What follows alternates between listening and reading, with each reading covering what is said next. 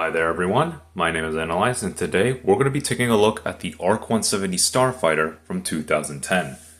Let's get on with the review. Starting things off, we're going to be taking a look at the set's minifigure selection. The set comes with R4P44, a clone pilot, Captain Jag, and Kit Fisto. R4P44 is nothing special, he's just a green painted R2-D2.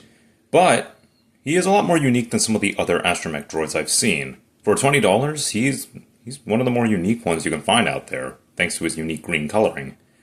However, without the staple back printing that's coming onto astromechs right now, and the fact he is $20, it doesn't seem very likely for him to be purchased, let alone make him unique enough to make it worth it. So, he's not really anything special anymore, but he was still unique during his time in 2010. Our clone pilot, however, is a lot more unique. Due to the fact of him only coming in this set, which is the latest version of this pilot now, he's not too bad. He could probably fit in many other clone armies, and the prints do help him, like this chest printing is really nice. Same with the back, and the helmet being one of the more unique ones. His face print is nothing too special, but the orange visor does help it, and helps blend in with the helmet. Though, I do think light printing would definitely help this minifig, it's definitely necessary. I'm not expecting anything like arm printing, but light printing, that would really help this minifigure out a lot.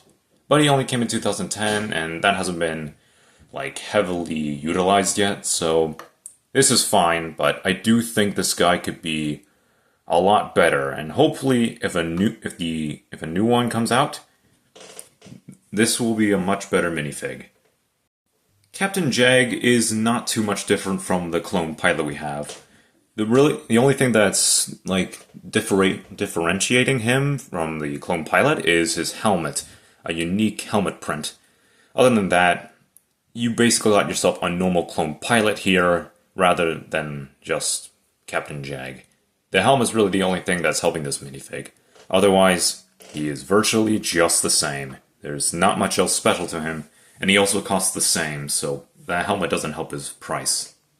Kit Fisto, on the other hand, is just one of the most expensive minifigures you can get in this entire set. It really just depends on his condition, though. Like for mine, I think I might have the original rubber head, the exclusive rubber head in this case. Like, not the plastic one, like the plasticky rubber one. But, from what I can tell, the only damage it's really sustained is this little scar. And that's pretty good for this minifig, because seriously, this thing could get really damaged over time if that was the case. I don't know if it is the rubber one, or it is the rubber plasticky one, but whatever it is, I'm glad it stayed in good condition, because he looks really clean. Minus the fact he doesn't have any leg printing and just a normal Jedi robe body. He's pretty generic, but that head mold really does help it out, and makes him the most expensive in this set, around $40 to $50. That's nothing to scoff at, but it's also really hard for other people to buy him as well. Now here is the set itself, and my, it's a pretty beautiful looking set. There are still some flaws in it, like there's gaps between this cockpit here, and I think there's some back here as well. Yeah, there are some back here. But yeah, it still looks pretty good. The engines look really nice. Like, I'm glad they used these giant tire pieces. Like, it definitely helps it out by a lot. And while I do wish the stickers here were a print instead, they look really good. It still looks really nice to see. And while I do think they could blend in a little better, it works for this set right now. Surprisingly, the stickers on this one didn't decay, and I'm glad it didn't decay. Same thing with the elastic bands for one of its plate features, we'll show a little bit later. These are still tight enough that it hasn't gone loose yet, so yeah, this one, I'm glad I don't have to worry about double tying them right now. But yeah, it's still really good. Now, if we take a look on the back, this is not the best back of every ship, but it looks good still. I do think this one's I do think the turrets here are a little loose. Like, it's a little annoying trying to get them into position to make them look nice. I do like the engine detail and all, and really the only problem I have with this back is just the two guns, just being a little loose. But it is necessary for play. This is a play set after all, so it's pretty necessary for something like this to work, or at least have the guns be loose in this case.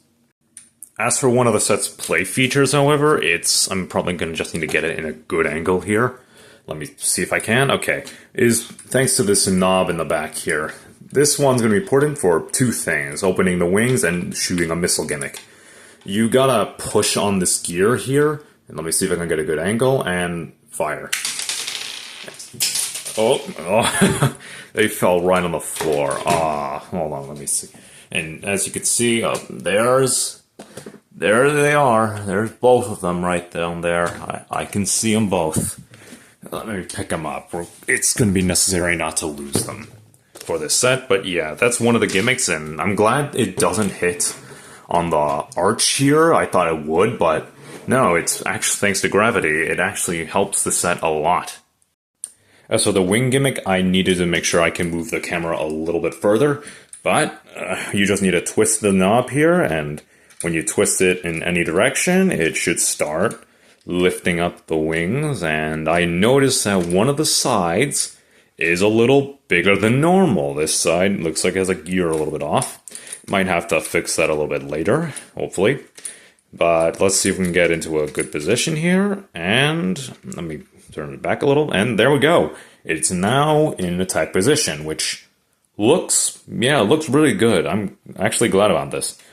It's one of the more nicer ones compared to its older version, and I'm glad the gimmick does work well.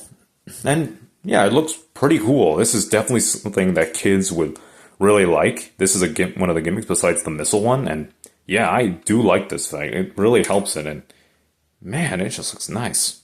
Now we come to the disappointing part, and that's the fact that while we do have 3 cockpits here that I'm going to be putting some minifigs right inside, we only have 2 clone pilots and, well, Kit Fisto.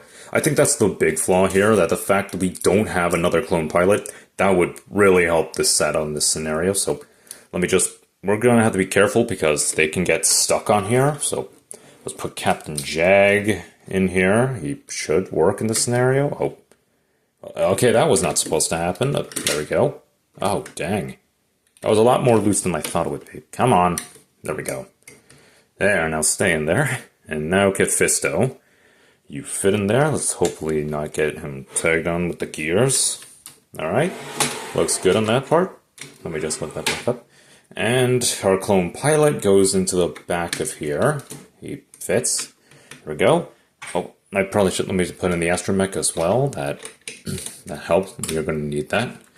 And yeah, I do still think this looks really good. Like, having all the minifigures inside along with the astromech, yeah, it all fits in the fighter. I'm glad it fits. Wish I had a place to put the lightsaber. I mean, I could probably put it with Kit Fisto. Let's see if it fits. Let's try that. Okay, never mind. We can put it with Kit Fisto. I was not anticipating that, but hey, that works out. I think the only flaw I think I don't like about it is the fact we need like a 3rd clone pilot. Like, it needs a 3rd clone pilot. Because this is an ARC-170 and not a Jedi Starfighter. It wouldn't really make sense for Kit Fisto to be here when most people want to put clone troopers in the set, not a Jedi and 2 clone pilots. I'm actually impressed with the amount of features this set has, and also it's pretty accurate as well. Like, the big nose sensor that's part of the set looks pretty good. The stickers help it, and it just looks really nice. I don't know what else to say on that. And I think one other big part of this would be the big gun right here. It actually looks one of the better parts of this entire set. It looks really accurate, and I'm really impressed with that. That helps the set out a lot in this scenario. And for $60 back then, I think it's worth it. The fact you're getting an exclusive Jedi minifigure like Kit Fisto, an exclusive clone pilot, and it's their own clone pilot, and an astromech helps it out.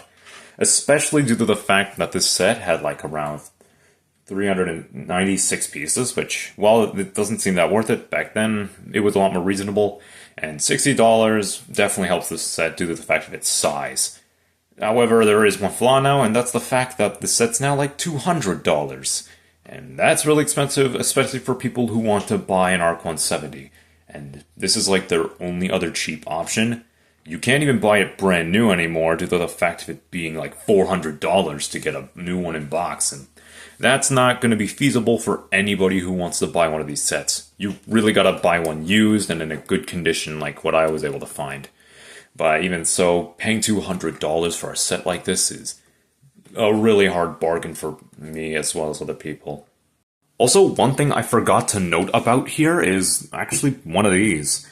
This sticker here is supposed to be showing one of the minifigures you put in here as like hands, but I do have to be honest, this is not exactly the greatest sticker to have. I would have preferred if it wasn't there, but I'm pretty sure it's probably accurate to the model, and like I think it's supposed to be there, but since it doesn't match with the minifig, I don't think it works that well, so yeah, it's just going to be one of the weird stickers on this set, but it's a fine one. It's not going to ruin it completely.